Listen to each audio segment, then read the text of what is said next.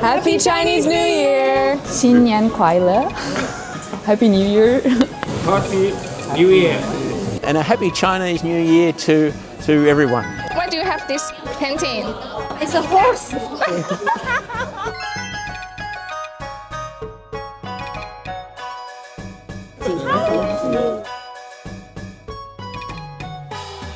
I feel like Chinese New Year is very different from American New Year, so I think it's been very fun to like learn more about the traditions and feel like I get to participate. I'm learning a lot through I learned this. something new today.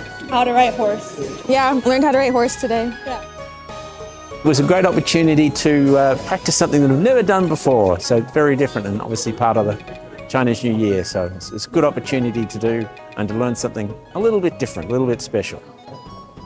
2026年新年，陶溪川艺术中心邀请国内外驻场艺术家和异空间创客相聚，一起写春联、剪纸、拓印、吃饺子，用创意连接传统与艺术。